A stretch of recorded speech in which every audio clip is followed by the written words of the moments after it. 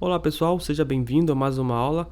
Meu nome é Jacotis e na aula de hoje eu vou estar demonstrando as funções do Sculpt Mode. Então, vem comigo.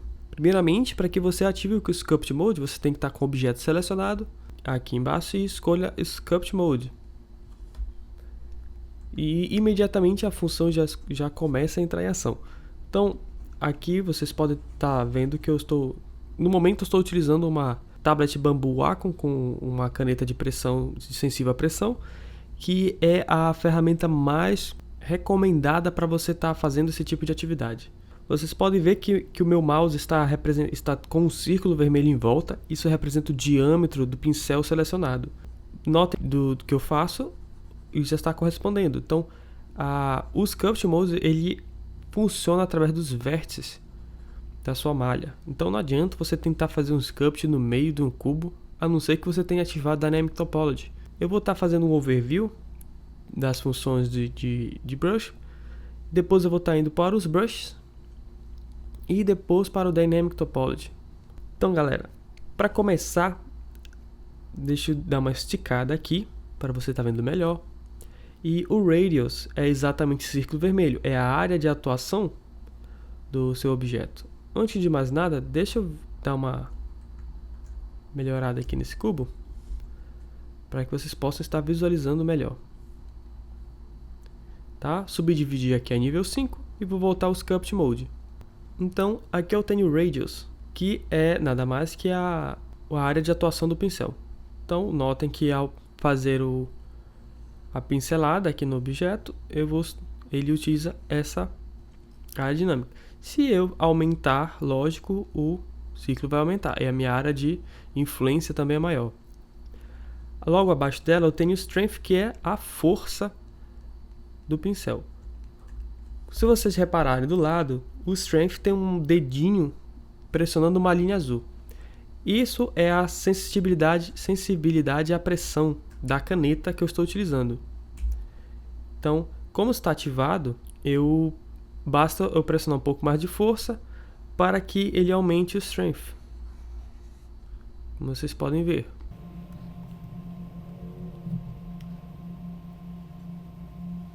Subdividir mais um pouco aqui para melhor demonstrar. O Strength ele com esse dedinho aqui pressionando a linha, é a sensibilidade à pressão. Então, se eu fizer um movimento sem força aqui na minha tablet, ele sai algo bem fraco. Se eu pressionar com mais força, ele alterna a pressão. Se eu desmarcar a função, ele vai funcionar como qualquer outra função do Blender. Não importa a pressão que eu faça na minha caneta, ele vai sempre fazer a mesma força. Um atalho que você pode estar utilizando, é muito útil, é o F. Se você apertar a tecla F, você pode estar ajustando o tamanho do diâmetro de influência do seu pincel. E o outro atalho é o Shift F, que você controla a força. Tá? Então, com o simples aproximar e vir do mouse em relação ao centro, você controla a força sem ter que estar se deslocando até o painel lateral para estar fazendo isso. Refazer esse objeto aqui. O Auto Smooth funciona como se você utilizasse esse pincel aqui, que é o Smooth, automaticamente com a passada de qualquer outro pincel. Pessoalmente eu não utilizo muito, eu prefiro fazer isso manualmente. Se você aumentar aqui, vocês já reparam a diferença. Então nós temos também aqui as funções Add e Subtract. Add significa que o seu pincel vai, por padrão, como está azul, o padrão é que ele vai adicionar a malha, ele vai aumentar o relevo. Você marcar Subtract, ele vai fazer o contrário, ele vai remover do relevo. Mas para isso, eu sempre deixo em Add e ensino a vocês o atalho. Então, se você está utilizando aqui normal Add, você segura Ctrl e ele vai fazer o contrário, vai diminuir. Vou dar um pulo aqui na parte de Curve para estar explicando a vocês o que é isso aqui. Muita gente não compreende como isso aqui funciona, gente. Aqui temos os padrões pré-definidos, mas eu vou estar colocando aí na tela como visualizar isso aqui, entendeu? Nada mais, se você pegar esta imagem e duplicar ela, e inverter ela horizontalmente e colocar lado a lado, você vai compreender o que realmente ela vai fazer. Então, agora que você está vendo aí, você já sabe o que esse pincel está fazendo, o que este pincel está fazendo, o que essa curva está fazendo. Agora que você já tem as manhas de visualizar o curve. Dentro do Blender, por padrão, como eu já havia falado, o Sculpt Mode, ele já espelha tudo que você faz. Isso é configurado bem aqui em Symmetry/Lock. Então, aqui eu estou no eixo X. Então, tudo está sendo espelhado no eixo X. Então, se eu clicar no Y, ele vai espelhar no eixo Y. Se eu clicar em Z, também vai espelhar no eixo Z. E o que eu vou fazer é virar uma grande bagunça aqui. Ok? Agora sim, overview completo das ferramentas aqui. Agora eu vou entrar em cada brush. Então, galera, vamos começar pelo brush Blob. Então, vou diminuir aqui minha área de influência. O Blob, ele faz literalmente bolhas na sua malha. Então, ele é autoexplicativo. Como eu ensinei a vocês, se você segurar o Ctrl, você faz a exata função do brush, só que invertido. Próximo brush é o Clay. Eu utilizo bastante o Clay. Caso vocês queiram saber o atalho dele, é tecla 3. Por isso eu recomendo que você não esteja emulando o teclado numérico. Então, com a tecla 3 eu uso o Clay. E eu posso fazer essas tiras. E quando eu quero fazer detalhes, essa é a ferramenta que eu mais utilizo. Logo em seguida com o Smurf. Segurando o Shift, você tem um atalho para o Smurf. Então, se você segurar o Shift e pressionar com a sua caneta, ele já ativa a função Smurf e já sai amaciando tudo logo. O próximo da nossa lista é o Crease. O Crease, ele faz esses vales, esses wrinkles, né, que eles chamam nos tutoriais, e é muito útil caso você queira fazer algo bem detalhado, como a extremidade de um lábio. Uma coisa que me incomoda um pouco no Crease é que ele, de padrão, ele vem como Subtract, e todos os outros brushes eles vêm como Add. Então eu sempre troco aqui para ficar dinâmico. Então, se eu der a pincelada, ele vai adicionar em vez de reduzir. E se você segurar o Ctrl, ele vai fazer a subtração. Próximo da nossa lista é o Fill and Deepen. Para me estar mostrando melhor o Fill and Deepen, eu vou estar usando aqui o Clay. Vou usar o atalho aqui Shift F para aumentar a força aqui. Não quero que ele use a pressão da minha caneta. E vou segurar o Ctrl porque eu quero que ele faça um buracão aqui, ó. Ok? Ok, buracão pronto. Vamos lá no Fill and Deepen. O Fill and Deepen, ele preenche alguma cavidade que você tenha feito no seu objeto. Então, por exemplo, aqui eu fiz uma cavidade aqui e eu vou estar preenchendo ele novamente, ó.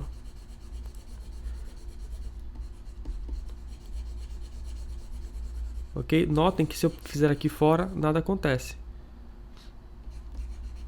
Já aqui dentro, ele está novamente preenchendo a bagunça que eu fiz. E se você segurar o Ctrl, a função contrária entra em ação. Ele vai aprofundar ao invés de trazer de volta. O Flatten eu utilizo bastante. Caso você queira achatar alguma área, ele é muito parecido com o Smurf, mas em vez dele amaciar, ele procurar o ponto médio entre os vértices, o Flatten ele achata, ele deixa chato a área de atuação dele. Então ele é bem autoexplicativo. Depois do Flatten nós temos o Grab, muito utilizado também, a tecla de atalho G. A tecla de atalho do Flatten é 6 no teclado numérico. E o Grab nada mais é do que o agarrar a sua malha. Só que o grab, ele infelizmente ele destrói a sua malha. Ele mata a sua densidade poligonal. Então você tem que usar ele com muita sabedoria. Não pode sair usando de qualquer jeito, que vocês podem ver que ele mata mesmo, ele destrói. O grab ele é mais utilizado em casos extremos, por exemplo, eu quero mover isso aqui um pouquinho para cá, então você não vai destruir sua malha, então tem que ser algo sutil, você não pode estar fazendo por exemplo, um espinho como eu acabei de fazer. Tem que ser movimentos sutis. E não tem um botão de fazer o invertido. O inflate é muito parecido com o blob. Eu também utilizo bastante ele. O inflate, o atalho é I mesmo, de inflate. Eu uso ele bastante para fazer lábio. Ele é muito utilizado junto com o Mincrease. Então você, por exemplo, fez essa forma aqui, você vem no Mincrease e deixa mais próximos. Aí depois você vem de novo com o inflate e deixa mais próximo ainda a união deles, caso você queira fazer algo bem apertado com isso. Depois do inflate temos o layer. O layer eu sempre recomendo ele que você utilize num rate bem baixo, porque senão ele vai fazer umas montanhas na sua malha. Então o inflate ele é muito utilizado para estar fazendo hard surface, fazendo objetos físicos não orgânicos. E geralmente a função de fazer um sculpt mode é você estar fazendo algo orgânico, né? Mas com essa função você consegue fazer coisas mais sólidas. Assim como os outros, se você segurar o Ctrl, ele vai fazer o inverso. Depois dele nós temos o Mask. O Mask é uma máscara para você tentar deixar menos destrutivo possível a sua malha. Então, por exemplo, eu faço uma pintura aqui de Mask. Então, nessa área negra, eu não vou conseguir alterar nada. Vocês podem ver, ela está ligeiramente protegida. Se eu pressionar Ctrl I, eu inverto e agora o resto da malha está protegida e ela não. Então eu não consigo fazer alterações onde está preto. Ok? Isso serve para caso você queira proteger alguma área da sua modelagem. De repente você já fez um olho e o olho já tá com uma quantidade boa de polígono, você tem medo que uma pincelada próxima venha a destruir o que você fez, você pinta ele com Mask e e você pode esquecer ele. Então, se você pressionar Alt M, você limpa a máscara. Depois da máscara, nós precisamos do Nudge. O Nudge funciona da mesma forma como o Grab. A diferença é que ele faz grabs bem sutis. São quase, dependendo de onde você está usando, é quase imperceptível. O Pinch Magnify é igual quando você pegava aquela sua massinha de modelar e pressionava assim com 2 dedos para fazer aquelas bordas mais fixas. Então ele é muito parecido com o Increase. Então, por exemplo, se você fez aqui um inflate aqui e outro próximo e você quer aumentar a proximidade entre esses picos, você utiliza o Pinch. E ele afina mais a interseção. Logo seguindo nós temos o Scrape. O Scrape ele tem essa função meio parecida com o Flatten, só que ele deixa esses picozinhos aqui, e se você usar o invertido dele, ele acaba fazendo picos mesmo. Então estou segurando o Ctrl, ele acaba fazendo esses picos. Mas o que é interessante nele é você estar utilizando esse Area Plane. Então você trancando o Area Plane dele, você você achata perfeitamente em direção a que você está visualizando. Então se eu virar um pouquinho mais para cá e fizer aqui, ele vai fazer perfeitamente na direção que eu estou visualizando.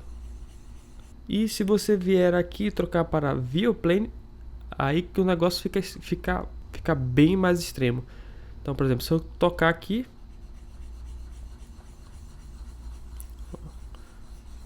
essa área está perfeitamente atada. Vocês podem ver.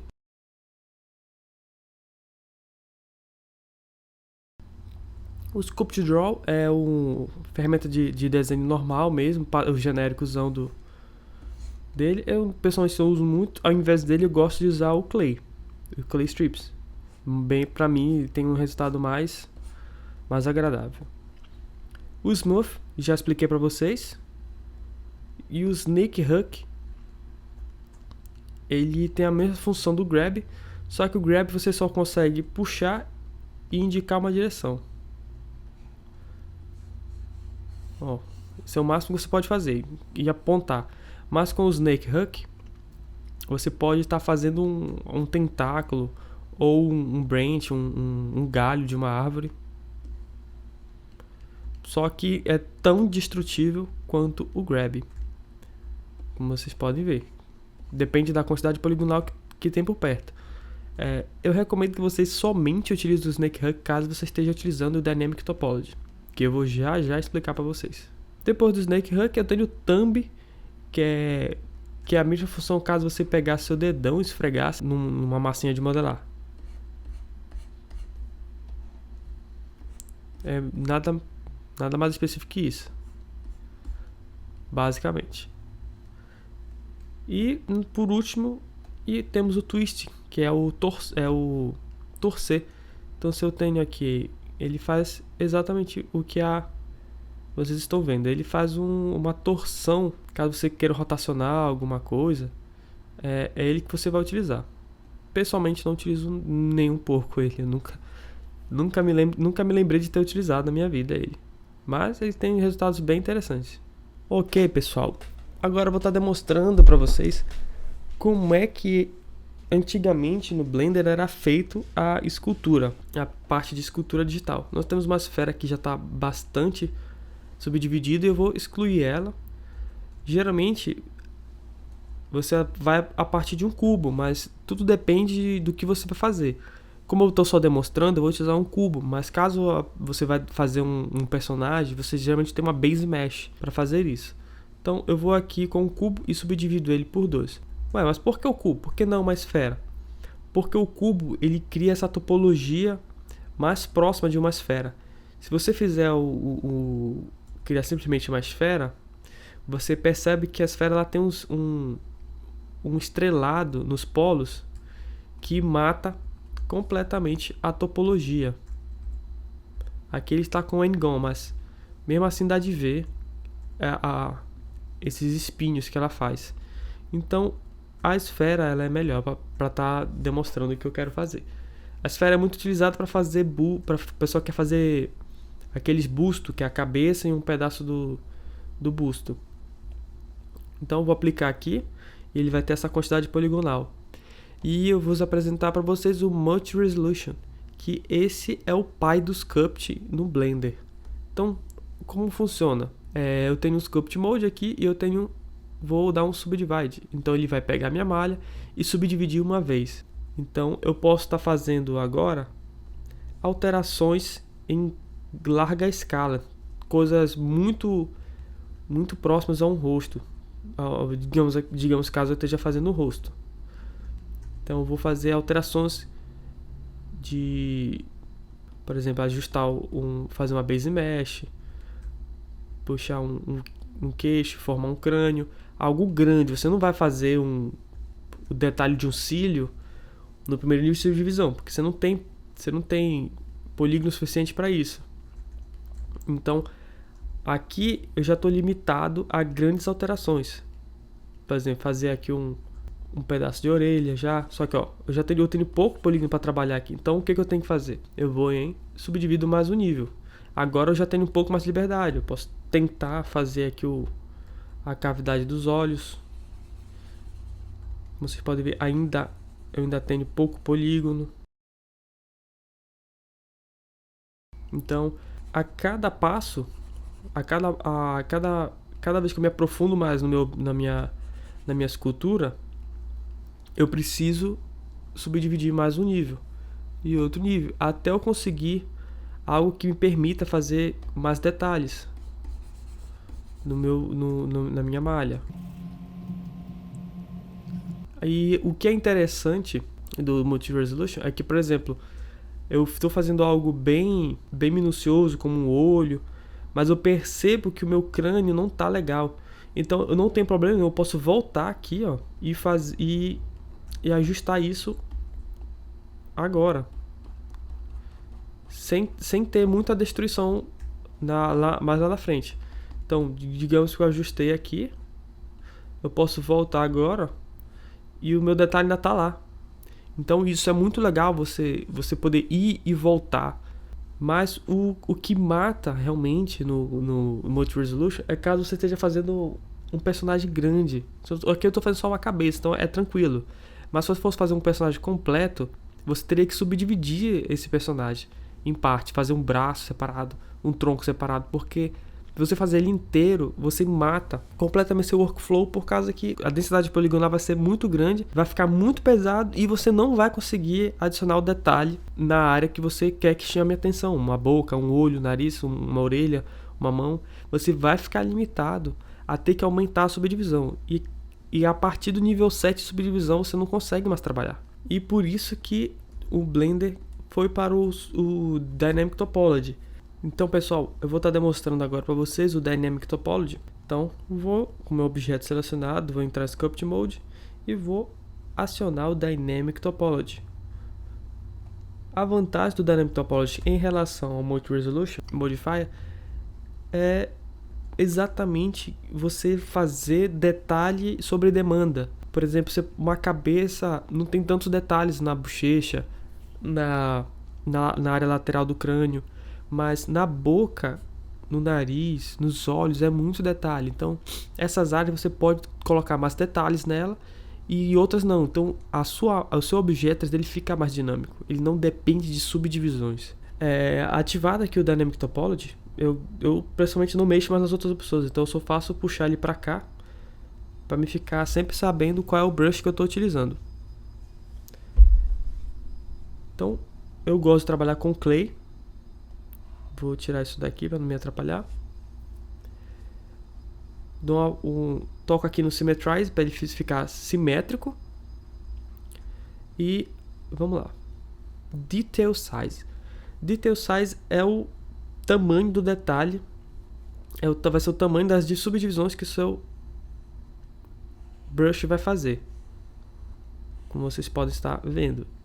Então, se eu diminuir esse Detail Size, ele vai fazer mais subdivisões. Então, quanto menor, mais subdivisões, mais detalhes. O que eu não recomendo você fazer logo de primeira, a não ser que você seja muito talentoso. Mas o modo mais prático é você sempre começar com algo grande, você seguir a mesma linha do Multi-Resolution, você fazer algo grande e depois você está adicionando detalhes. Se você adicionar detalhe, depois você quer fazer algo grande, você destrói o que você fez, o detalhe que você fez.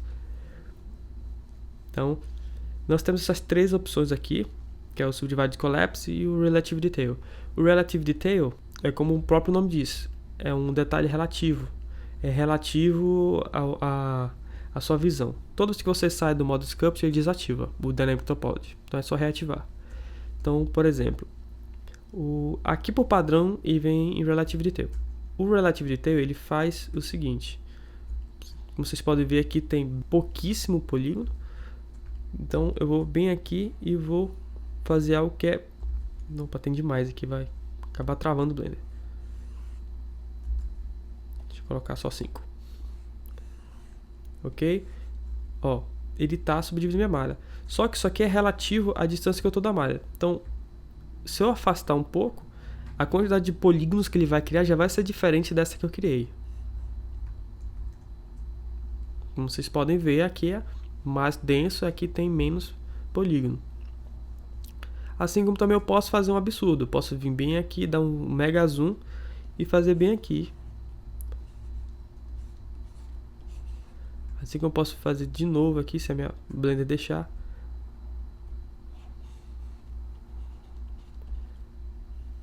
Vocês podem ver que ele vai subdividindo mais de acordo com a sua distância, ó. Então, eu pessoalmente não utilizo Relative Detail. Não utilizo. Ainda não vi, pelo menos pra mim, eu só tenho praticado anatomia, eu ainda não vi uma boa forma de utilizar o Relative Detail. Eu sempre utilizo Constant Detail.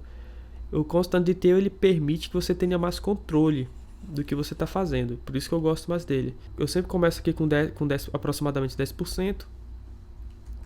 E eu faço minhas alterações, como vocês podem ver. Aqui ele ainda está fazendo menos polígono que outro lugar. Deixa eu colocar aqui Subdivide Edges para ficar melhor. A vantagem do Constant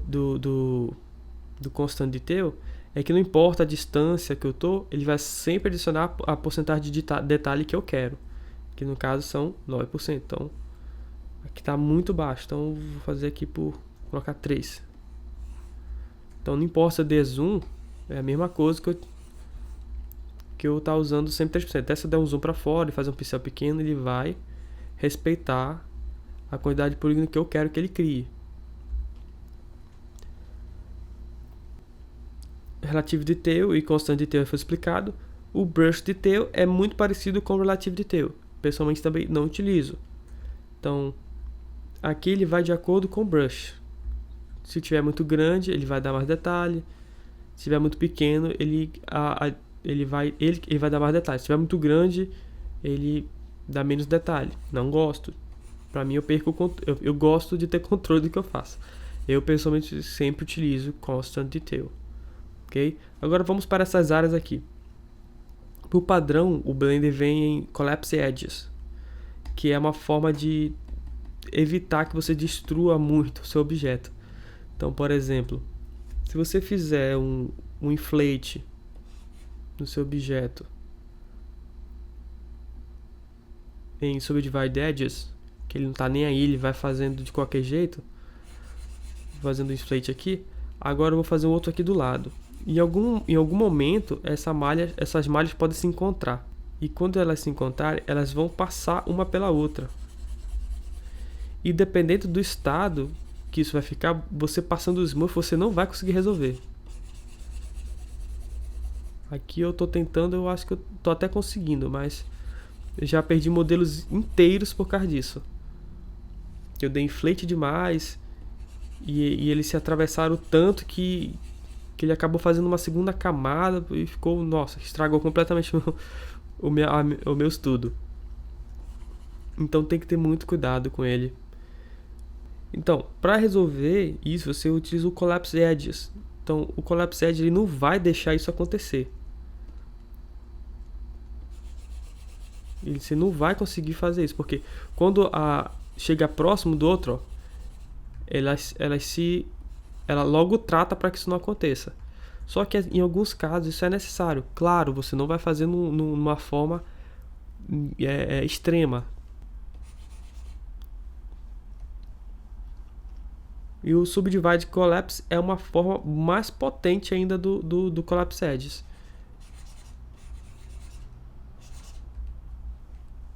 Não tem muita diferença. Ele também vai fazer a mesma função. Ele não vai deixar, ó, que eu estrague o meu objeto. Então, se eu marcar aqui Subdivide Edges, ele não está nem aí. Ele vai subdividindo, subdivide, aí se passa e se atravessa. E eu corrijo ele com o Subdivide Collapse. Ó, não está dando certo, né? Então, o que você faz? Você diminui um pouco o detalhe. Ele vai recriar uma densidade maior exatamente para você corrigir isso. E pronto, está salvo o meu objeto. Ele é mais utilizado também para você estar apagando algo que está com muito detalhe, está consumindo muita memória, por exemplo, como exemplo essa área. Então eu vou aqui, ó, e estou diminuindo a densidade poligonal dessa área.